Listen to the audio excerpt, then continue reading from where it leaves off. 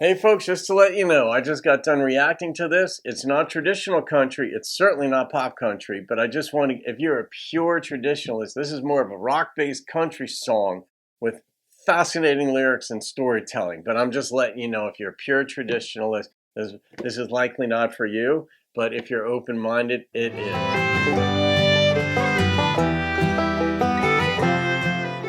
Hey folks, we're back. We haven't really left. It's been about 6 years and I have not missed a single day of posting at least one reaction or review. So it's been a heck of a journey with you all.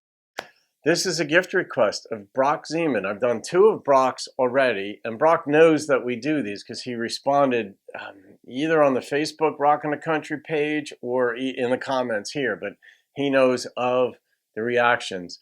And Triple Crown. Don't know what this is. It was requested by Chris B. So Chris B, shout out to you. Thank you for the gift and the request of this. And you said something, as I recall, that this is like more of a lighthearted song about a, what'd you say? It was like about a bar?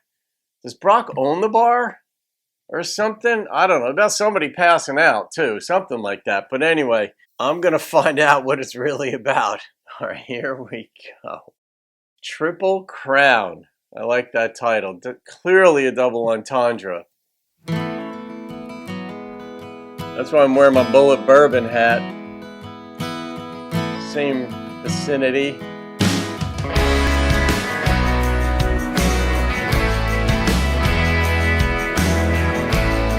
There's a rock-based country.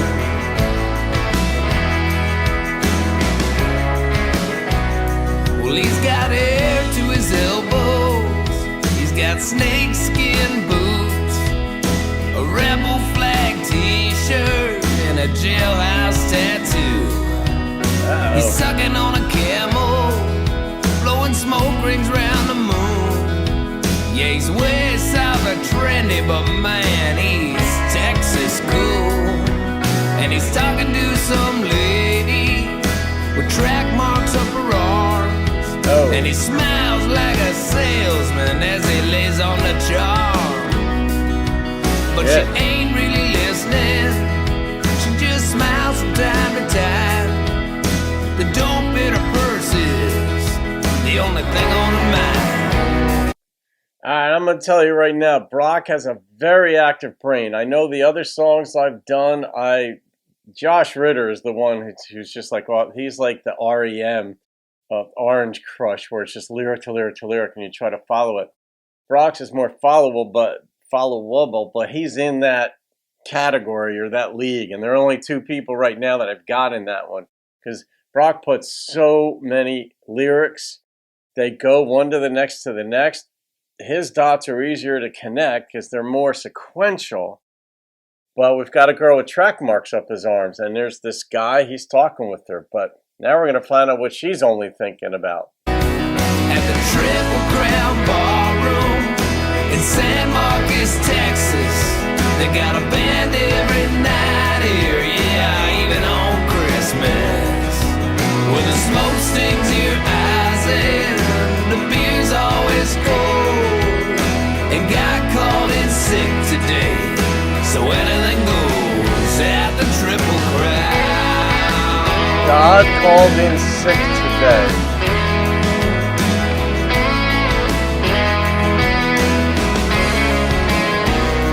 The guitar player's got a Stetson, a smoke dangling from his lips, and he looks just as greasy as his guitar licks. Prettiest girl in the whole bar asked me what my name was, but the band was so goddamn loud that I never got hers. But I got her hair in my mouth from screaming in her ear, and it smelled just like cigarettes, and her breath smelled like beer. In my mind we got married, I moved to Austin that fall, and she learned every word to every one of my songs. Yep. At the Triple Crown Ballroom in San Marcos, Texas, they got a band every night here, yeah, even on Christmas. Well, the smoke stings your eyes and the beer's always cold. And got caught in sick today, so anything goes. That's a hell of a line.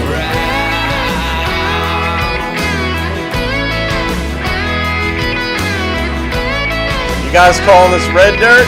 What are you calling this?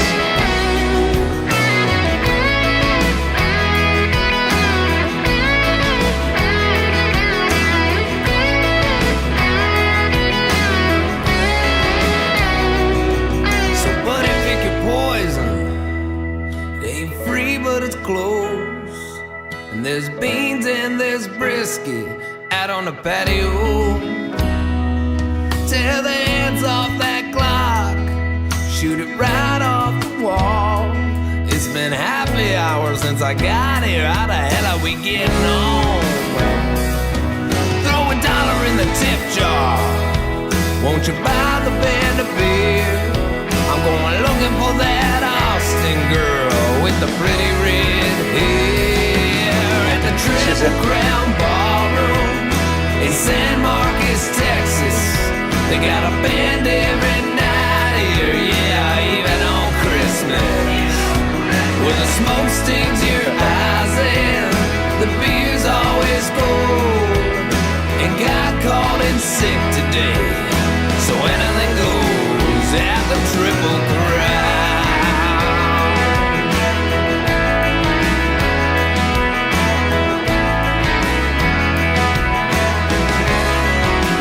At the Triple Crown.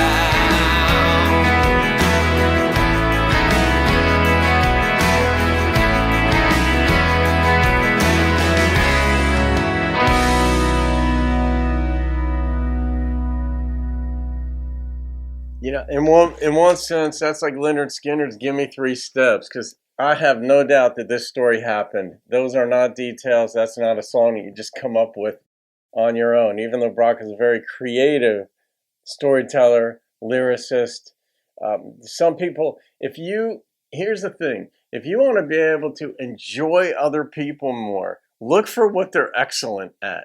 Embrace that that they have another gear or 5 than you yourself do in whatever the area is. And the opposite of that is jealousy, where like you don't like that they're better than you. See it, but you don't like it. Like it. Learn to like the fact that other people have other gears that you just don't have. And maybe you can get there by working at it. Some people just have it naturally. That's way easier, but you still have to harness that thing. Brock has a gift of lyricism and creativity that I don't have. And I'm fairly creative, but not like this. This is multiple levels above what I would come up with. But this story happened. And even in nonfiction, even in true stories, there's a way to tell a story that is engaging, that brings you in. And to me, this is a story, it's just a true guy brain. I don't know if girls probably have this too as well. Maybe it's just the human brain. But where he's in the bar, he doesn't even know this girl's name, but he's got himself moving to Austin, likely marrying her and spending his life with her. That, just like that, because she's the prettiest girl in the bar. That's all it took. Her hair smells like cigarettes. Her breath smells like beer. He doesn't know her name because the band's so loud. But I love that line that God called in sick today. I mean, who thinks of that? Like, who is it? And then who has the nerve to actually put it in a song? And I love that. I love, if God's looking down and paying attention to all this stuff, I'd be hard-pressed. I'd be hard-pressed to think that he'd be offended at that kind of thing, because these are thoughts that come to us human beings, and it's fine. He wasn't denigrating them. He's like, so anything goes, though.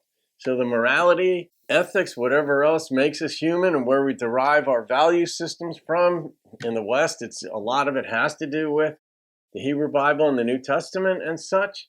And he's like, well, that's out the window today. Yeah, that was, what would you call that, folks? I guess I would call that, maybe that just like fits red dirt. That's sort of like, it could be Southern rock. I wouldn't even call that straight rock. That definitely has the country influence in it, which is why it's cool for this channel. It's definitely not pop country. Chris B, that was a good one. All right, I'm going to rate this. It can be tough because this is so different in a way for the channel. Though, I mean, could you sweep this under the broad umbrella of Americana? Quite possibly. But I'm leaving it in there because that's got, in the least case, it's got a country heart. There's no question about that, the storytelling. I'm going to rate this one based on my enjoyment of it and the lyrics and how he took me on a path. And that to me is a 9.1. That's what popped into my head. The instrumentation was not traditional country. That much is clear. So I'll put a warning in the front of it just to let the traditionalists know. But otherwise, I enjoyed it. I like his voice. I like the way he came at it. He seems to have fun with his lyrics. Yeah, I like what they did in the end with that little bit of laughter at the very end. You had like backing people coming in laughing, like Bob Dylan's "Everybody Must Get Stoned" type thing, but it was just briefly and quietly, but it was there. So there you go.